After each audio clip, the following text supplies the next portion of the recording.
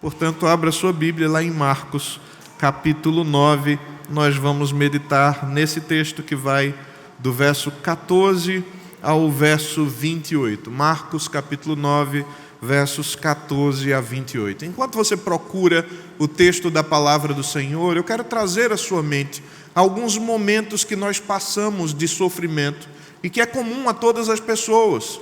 Talvez a maioria de vocês e muito poucas pessoas aqui não experimentou, por exemplo, a perda de um ente querido. São poucas as pessoas que nunca perderam alguém da família e que essa pessoa já passou desta vida para a outra. Também é muito difícil conhecer alguém que nunca enfrentou um caso grave de enfermidade na família. Também é difícil você conversar com alguma pessoa que não sabe o que é o sofrimento em uma ou outra área. Quase todas as pessoas experimentam o sofrimento de uma maneira ou de outra, seja pela perda de um ente querido, seja por uma enfermidade que alguém da família é acometido, seja por uma dificuldade financeira, por um momento de pressão, por um cercar no trabalho onde ele percebe que vai perder o emprego. De uma maneira ou de outra, o sofrimento chega até nós e se tem uma certeza que nós temos, é que a vida é sofrida. Mas nós vivemos, mesmo assim, com fé, confiando na bondade do Senhor. E quando você conversa com alguns crentes que estão passando por tribulação, parece que eles estão cheios de vontade de permanecer firmes, eles confessam a bondade de Deus, eles falam a respeito da maneira como o Senhor tem conduzido.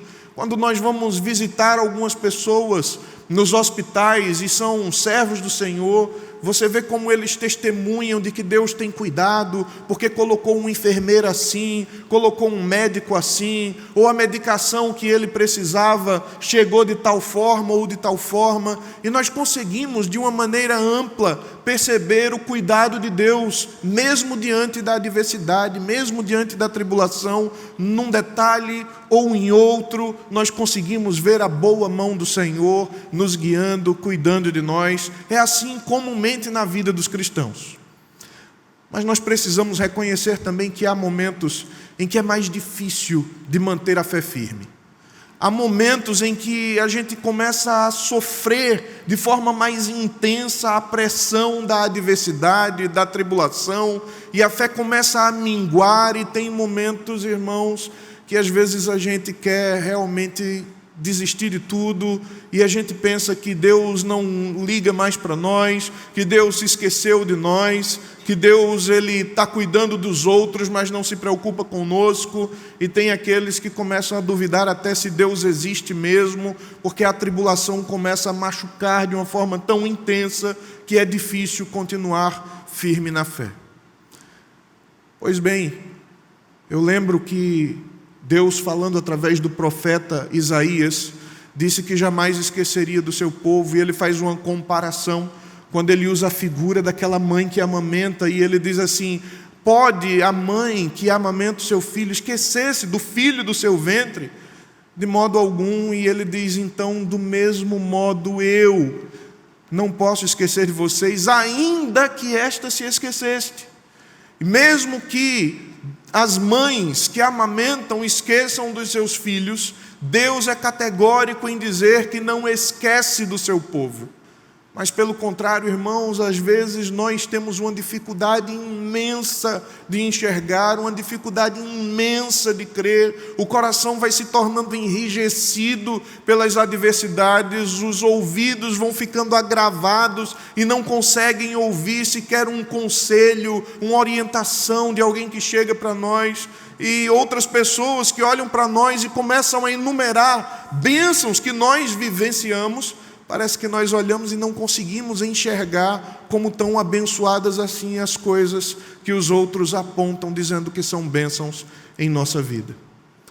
Em momentos como estes, em crises de fé tão agudas, tão abundantes, é preciso repensar, é preciso olhar para as Escrituras e enxergar nelas aquilo que nos leva dessa situação de incredulidade a uma rendição completa, com fé íntegra diante do Senhor, capaz de nos tirar dessa situação de aflição e nos levar a uma situação de confiança, de paz, de sossego, não porque a situação muda, mas porque Deus é o mesmo e Deus não muda, e porque Ele não muda, nós podemos confiar nele.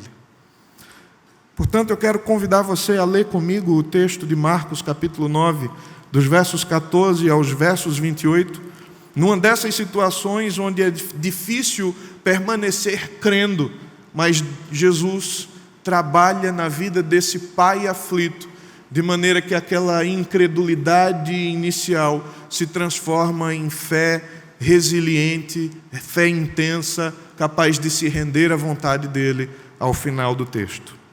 O texto diz o seguinte: quando eles se aproximaram dos discípulos, viram numerosa multidão ao redor e que os escribas discutiam com eles.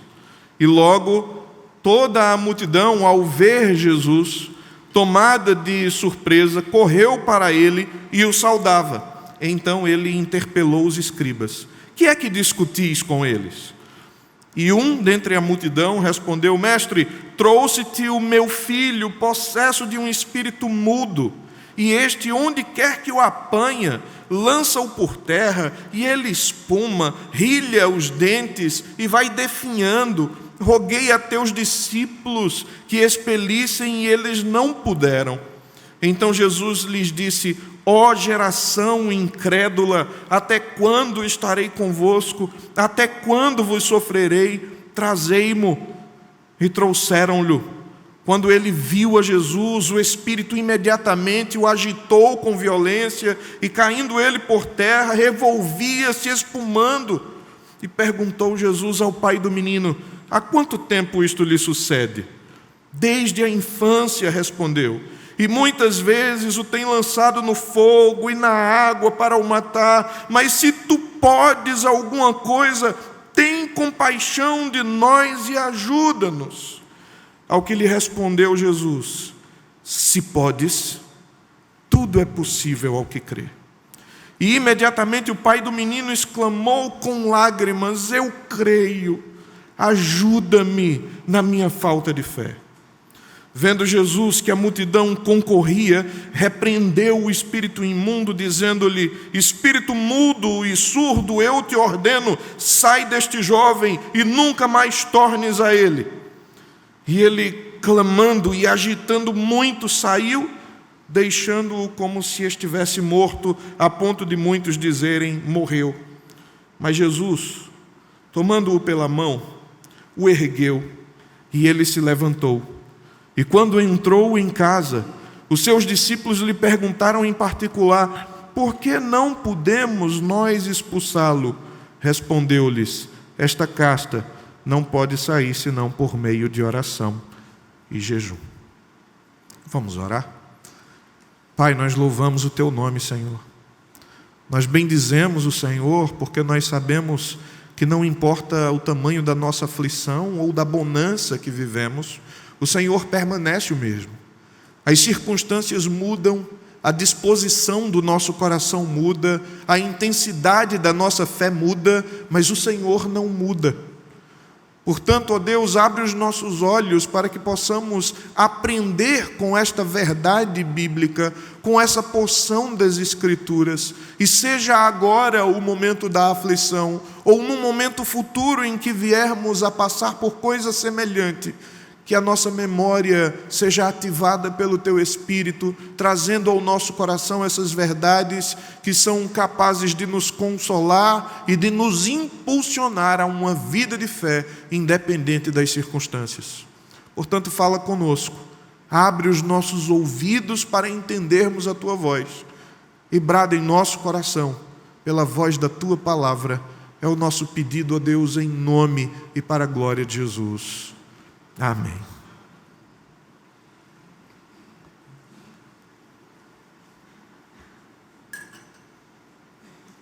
Nós vamos refletir sobre o título Entre a Dúvida e a Fé. E esse texto que nós lemos, Jesus ele tinha ido até o monte onde aconteceu a transfiguração, levou 3 dos seus discípulos mais chegados, Pedro, Tiago e João, 9 discípulos ficaram embaixo, não foram com Jesus, não puderam ver Jesus transfigurando a sua glória.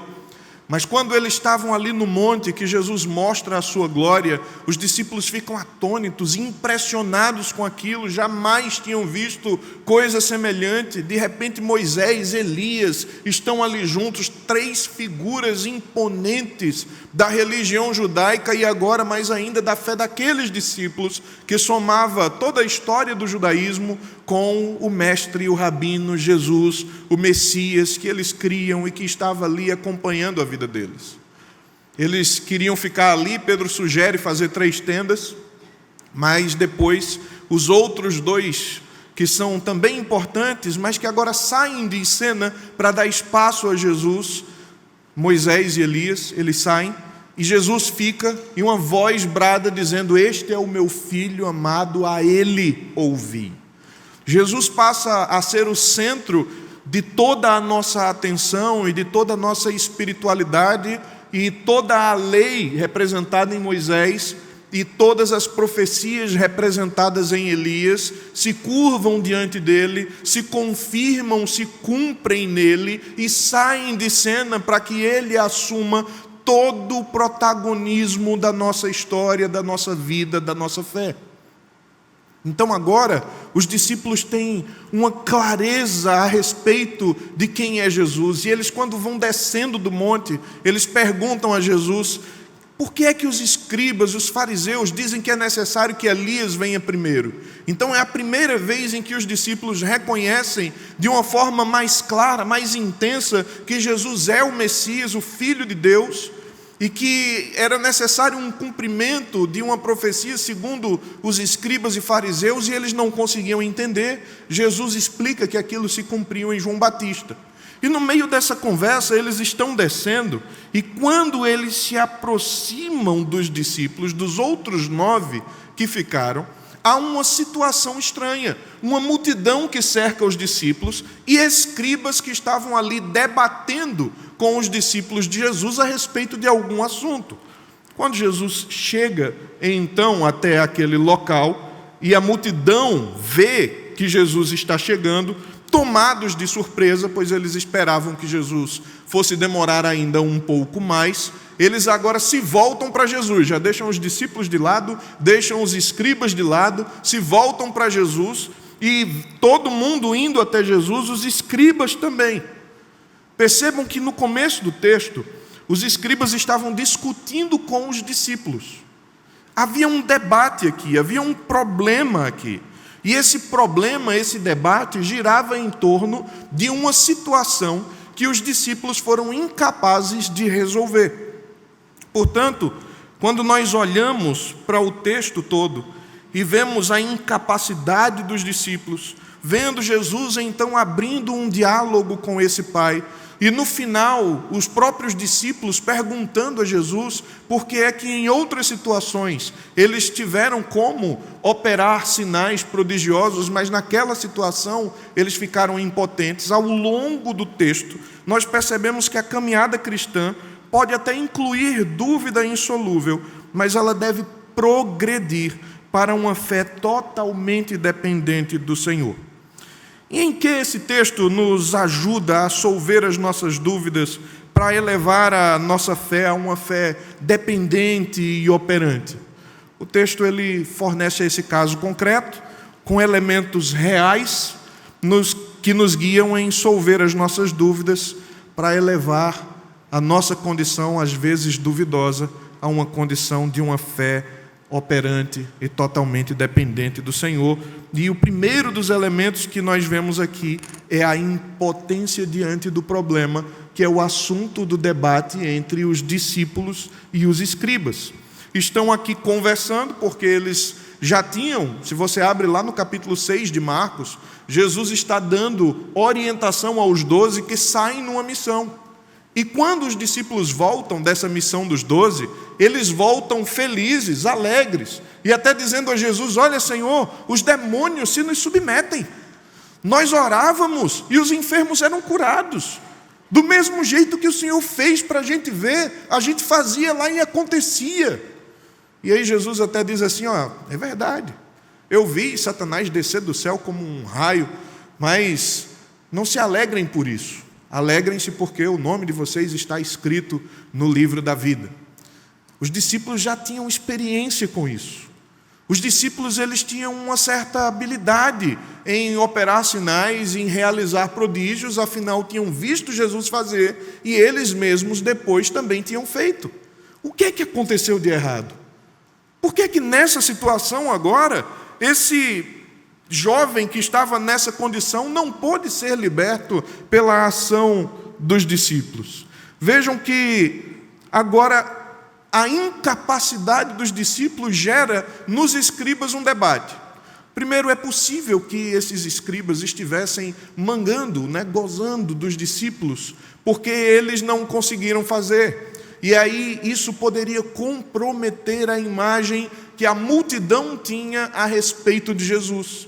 Afinal, se Jesus era esse mestre poderoso e estava treinando os discípulos, por que é que os discípulos não aprenderam com o mestre e também não podiam fazer grandes operações? Os discípulos estavam envergonhados, e estando envergonhados e frustrados, entram no embate com os escribas que provavelmente disseram: vocês não cumpriram o ritual do jeito que deveriam. Vocês deveriam usar tal e tal elemento, deveriam orar por tantos dias, deveriam cercar de tal forma, isso deveria acontecer num ambiente assim. E ele começa, possivelmente, a descrever aquilo que os exorcistas da época, porque existiam exorcistas dentro do judaísmo, faziam comumente. Esse debate fica ali rodando até que Jesus chega, e quando Jesus chega, Jesus se dirige aos escribas e não aos discípulos. Perceba isso no texto. Verso 16. Então ele interpelou os escribas. Que é isso que discutis com eles? Por que Jesus não vai aos discípulos? Por que Jesus vai aos escribas? Porque parece que a fala dos escribas, o comportamento dos escribas era ameaçador aos discípulos. Era um comportamento que colocava-os numa situação ridicularizada. E por causa disso, Jesus age para proteger os seus discípulos, que apesar de terem fé insuficiente no momento, de não conseguirem operar o que era necessário, ainda assim eram discípulos de Jesus. Agora vejam que nessa situação ninguém consegue fazer absolutamente nada. Nem os discípulos, que eram discípulos genuínos, verdadeiros, seguidores de Jesus, não conseguiram fazer absolutamente nada.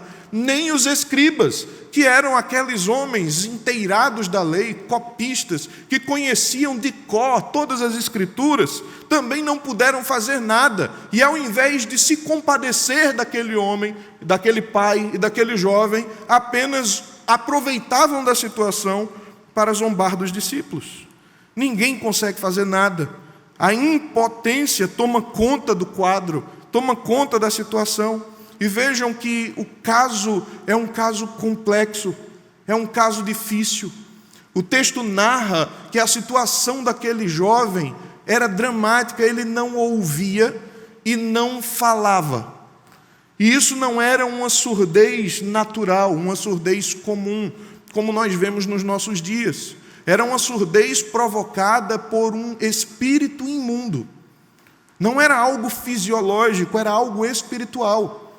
Além disso, esse espírito, quando tomava esse rapaz, dava nele crises epiléticas, dele ranger os dentes, dele ficar tendo convulsões, se estremecer, se contorcer, se jogar no chão, às vezes na água, às vezes no fogo. E o pai, a leitura que o pai tinha desse quadro era de que o espírito imundo estava tentando matar o seu filho. E ele já tinha tentado de tudo. Certamente ele já tinha recorrido aos exorcistas do seu tempo, mas ouvindo falar da fama de Jesus e sabendo que os discípulos de Jesus estavam ali, procura Jesus naquele cenário e não o encontra, pede aos discípulos que ajudem e os discípulos não conseguem fazer. Irmãos, não é diferente de nós.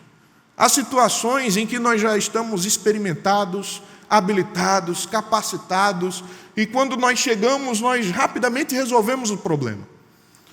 Você pode ser assim na sua profissão. Você pode ser assim na sua família. Quando de repente você chega, as coisas se resolvem.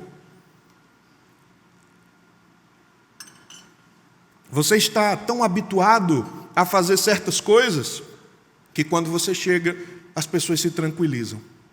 Mas há situações em que você também se sente impotente. Há quadros em que a sua habilidade não é suficiente, que a sua experiência não é capaz de trazer solução. E às vezes a gente se frustra com isso.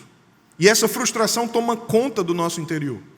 E ao invés de nos levar a uma vida de dependência e de oração, isso acaba nos colocando numa situação de humilhação, pois às vezes esperam de nós mais do que nós podemos oferecer.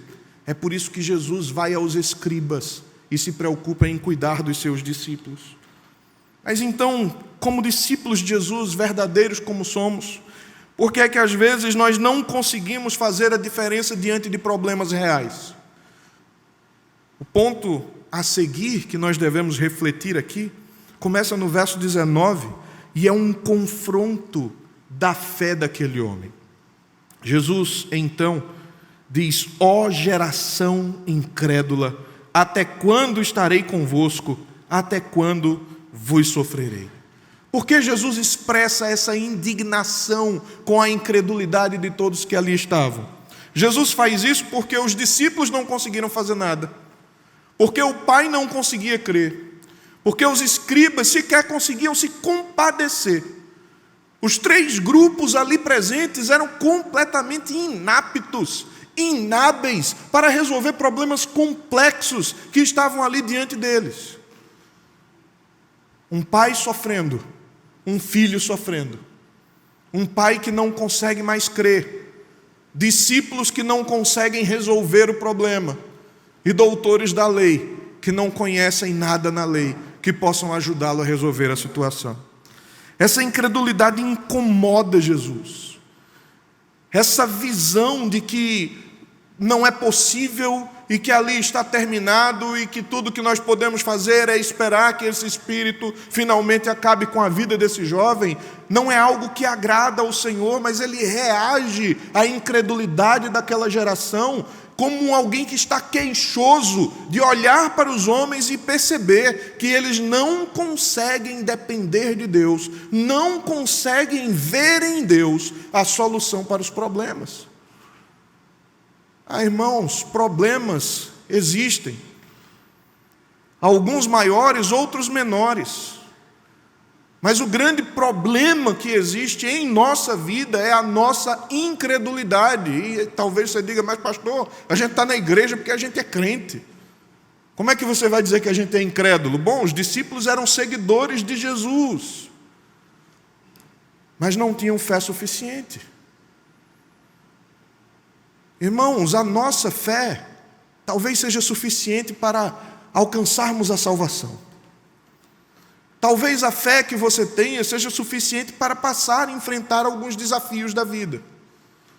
Mas a fé que depende totalmente de Deus, aquela fé operante, aquela fé capaz de nos fazer progredir, é aquela fé que é inabalável, independente da situação, que se coloca diante de Deus com plena confiança.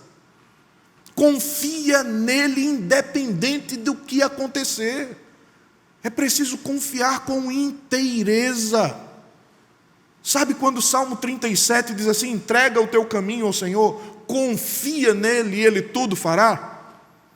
Entregar e confiar são manifestações de fé.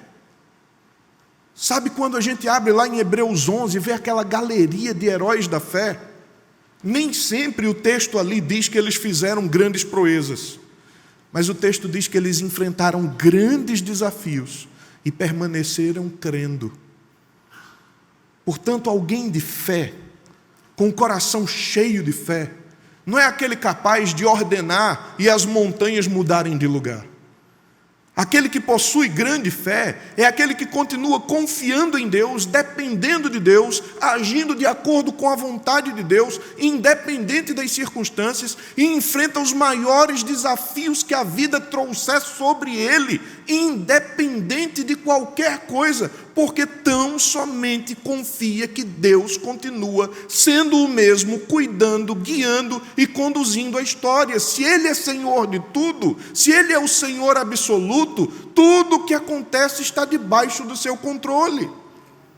Ou como disse o poeta em uma de suas canções, aquilo que eu não tenho, se o Senhor é o meu pastor, aquilo que eu não tenho é porque eu não preciso.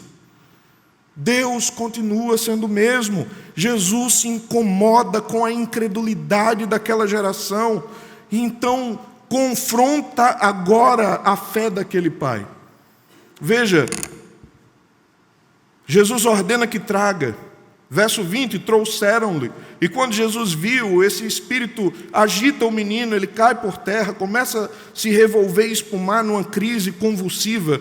E Jesus pergunta ao pai, há quanto tempo isso sucede? E o pai diz, desde a infância. Jesus está fazendo como se fosse uma anamnese. Ele está examinando o caso. Mas Jesus conhece integralmente o caso.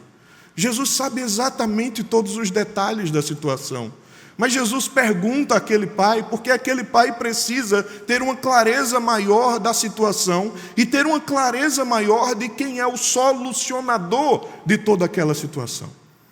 Então, quando o pai diz que isso acontece desde a infância e que os discípulos foram totalmente incapazes de resolver, aquele pai profere então uma frase que denuncia a fragilidade da sua fé.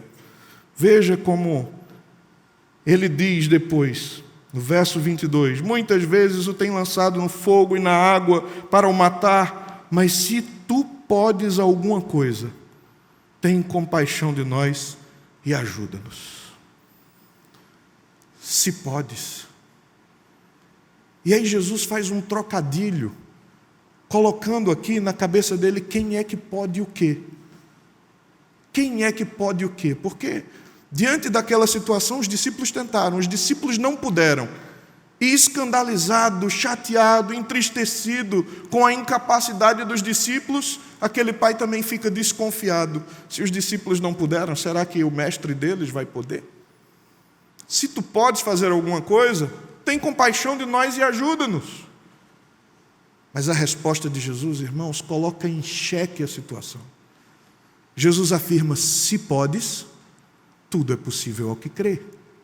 E aqui está o âmago de todo o texto.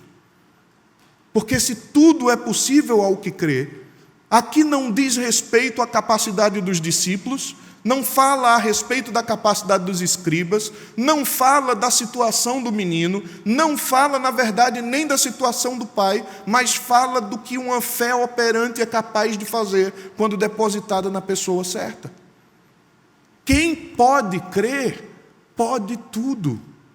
Quem pode crer, vê o que os outros não veem. Quem consegue acreditar e confiar, consegue vivenciar, experimentar coisas que quem não tem fé jamais vai conseguir experimentar. Irmãos, Jesus confronta aquele homem.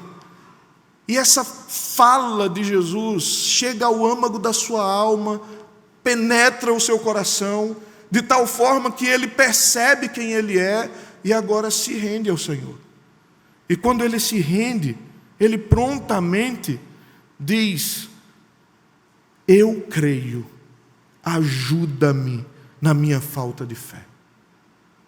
Duas coisas esse homem reconhece. Primeira delas é que a sua fé é frágil demais e que precisa ser fortalecida. E a segunda delas é que ele sabe que está diante daquele que é capaz de fortalecer a sua fé ao ponto de ele conseguir enfrentar os desafios que ele precisa ter fé para poder enfrentar. E aí nós precisamos pensar a respeito de nós. Nós precisamos pensar a respeito do nosso cotidiano, dos nossos enfrentamentos. Será que a nossa fé já é madura, operante, dependente o suficiente para que possamos enfrentar qualquer desafio? Eu tenho certeza que se eu perguntar aqui, e eu não vou fazer isso, fique tranquilo, se eu perguntar aqui Quem tem uma fé tão poderosa que é capaz de enfrentar qualquer situação por amor a Deus? Muita gente vai... Levanta ou não levanto? Levanta ou não levanto? Eu creio, mas será que creio assim? Eu confio, mas será que confio tanto assim? Eu experimentei algumas coisas, mas será que já experimentei tanto assim? Eu acredito que Ele pode, mas será que em alguma situação eu vá negar? E as dúvidas começam a tomar conta do nosso coração, e é normal. É normal que a dúvida apareça na caminhada de fé. O problema é que a dúvida não pode dominar a sua vida por muito tempo. A dúvida é um ponto de reflexão. A dúvida é um momento de introspecção. É um momento em que você se questiona, mas não questiona a Deus. É um momento em que você reflete e você compreende. E você se rende como aquele pai fez. E com uma fé renovada agora, feita por uma confissão e rendição total, completa, integral, capaz de reconhecer que minha fé é frágil, mas que Jesus é capaz de aumentar a minha fé do tamanho que eu preciso para enfrentar os desafios. Então agora, rendido diante dele, eu posso ver a sua boa mão operando na minha vida. Vejam que Jesus, ao ouvir essa confissão, essa rendição, finalmente ele dá uma ordem. E essa ordem de Jesus diz o seguinte: espírito mudo e surdo, eu te ordeno, sai deste jovem e nunca mais tornes a ele. Era uma ordem incontornável, uma ordem que os demônios não poderiam desobedecer. Uma ordem proferida por aquele que tem autoridade sobre tudo e sobre todos. Uma ordem proferida pelo Senhor absoluto, que tem autoridade inclusive sobre as ordens espirituais. E que quando ordena, anjos e demônios obedecem. Que quando ordena, céu e terra se movimentam. Que quando ordena, mar e vento se calam, porque Ele falou. Portanto, aquele que tem autoridade para falar e tudo obedecer, é aquele que tem autoridade sobre a minha e sobre a sua vida, para dizer que cesse no momento certo a dificuldade e a tribulação, ou para dizer também a você que você suporta um pouco mais, e que Ele não vai tirar, mas vai dar graça. Entretanto, no momento certo, quando Ele entende que já é o momento adequado, e profere a sua ordem de forma incontestável e incontornável, todos se rendem e o espírito sai daquele menino. Ele fica como morto. As pessoas que estavam ao redor, olhando toda aquela cena, disseram: os escribas não puderam fazer nada, os discípulos não puderam fazer nada, chega agora Jesus, dá uma ordem e o menino morreu. Mas Jesus o toma pela mão. Jesus o levanta. E o menino fica em pé perfeitamente saudável. Não havia mais possessão demoníaca na vida dele. Não havia mais surdez em seus ouvidos. Não havia mais mudez na sua boca.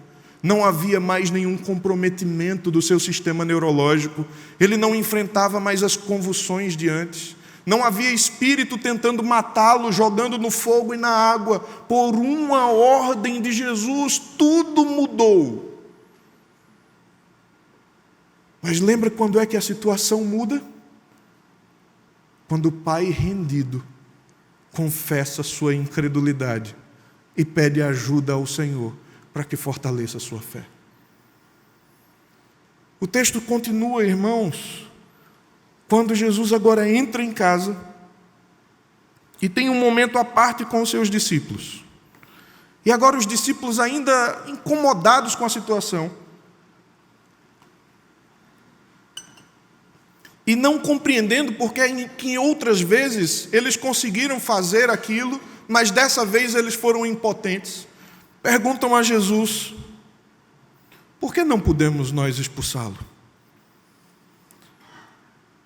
E aí, queridos, o texto correlato de Mateus capítulo 17, verso 20, Jesus responde dizendo assim: por causa da pequenez da vossa fé. Às vezes a gente olha para esse texto e a gente acha que é porque se a gente orar muito e jejuar muito, a gente vai ficar muito poderoso. Isso é uma interpretação muito equivocada. Achar que porque eu vou orar mais, jejuar mais, eu vou ficar cheio de poder e aí eu vou sair por aí como um Superman, capaz de fazer coisas que os outros não fazem. Isso é idolatria. Isso é colocar você no centro da situação. Quando Jesus responde no texto de Mateus, ele diz que era por causa da pequenez da fé dos discípulos. E aí eu entendo quando volto para o texto de Marcos, e então ele diz que esta casta não pode sair senão por meio de oração e jejum.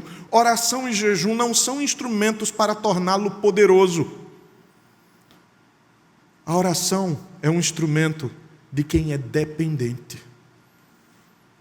Quando eu sei que eu não sou capaz, quando eu sei que eu não posso fazer, os meus joelhos se dobram e eu oro, porque eu sei que Deus pode fazer. Então eu falo com aquele que pode todas as coisas, porque eu não tenho poder e capacidade alguma em mim, porque a minha vida é limitada o suficiente para depender de alguém que é maior do que eu. É por isso que eu oro. Então, quando eu oro, eu falo com Deus e Deus faz o que eu não posso fazer. Oração é um elo de dependência. Ou você acha que Deus não sabe do que a gente precisa?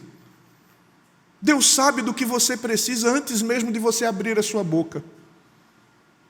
Mas Ele estabeleceu a oração como um meio de graça, como um meio para abençoar o seu povo.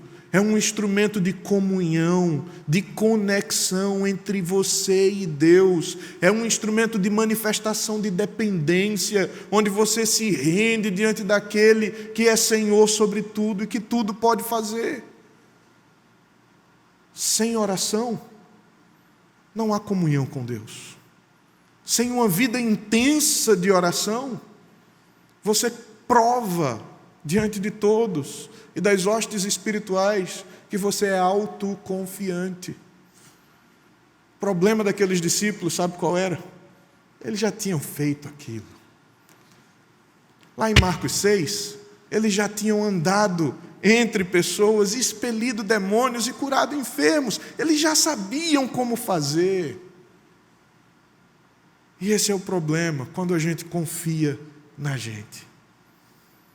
Ao invés disso, dedique-se em oração, se debruce em oração, e aí você vai perceber que mesmo sendo impotente diante de alguma coisa, quando você confronta essa fé volátil, essa fé frágil com a autoridade de Jesus, você sai da presença dele com uma fé renovada e com a solução finalmente chegada, quando por confissão e rendição diante do Senhor, você então percebe a sua ordem incontornável por meio de uma vida de oração, uma vida de fé, de dependência dele. Amém? Queria chamar a sua atenção para o que diz um outro texto correlato, que também fala dessa história, em Lucas capítulo 9, verso 43. Nesse texto, a expressão é: e todos ficaram maravilhados ante a majestade de Deus. Vamos orar? Pai Santo, o Senhor é o Deus que tudo pode fazer. E quando nós somos confrontados com a Tua grandeza e a Tua soberania, nós tiramos os olhos das nossas circunstâncias, das nossas aflições, porque nós reconhecemos que elas são um instrumento do Senhor para cuidar das nossas vidas, para pastorear as nossas almas. O Senhor cuida de nós, nos guia, tem cuidado conosco e às vezes permite que essas coisas venham sobre nós para nos tornar mais dependentes do Senhor, para aumentar a nossa comunhão com o Senhor. Pai bendito, que como igreja do Senhor, nós entendamos isso e vivamos uma vida de oração mais intensa. E assim seja na bonança, para sermos gratos ao Senhor, ou seja na aflição, para te clamar por uma intervenção, que em tudo, em todas as circunstâncias e em todos os lugares, nossas vidas sejam totalmente dependentes do Senhor e que isso se manifeste por uma vida de intensa oração. Nós te oramos pedindo que o Senhor nos transforme um pouco mais e que aquilo que ouvimos nessa noite frutifique em nosso coração, gerando a transformação que precisamos, e assim, de fé em fé, de glória em glória, progrediremos até a estatura de varão perfeito, até o dia em que, encontrando com o Senhor, não mais restará em nós mácula, ruga, defeito, mas transformados pela ação da Tua graça, finalmente viveremos para sempre com o Senhor. Nós te oramos agora gratos pela bênção do Senhor sobre nós, pela palavra que ouvimos e pela direção do Senhor para as nossas vidas, em nome de Jesus. Amém.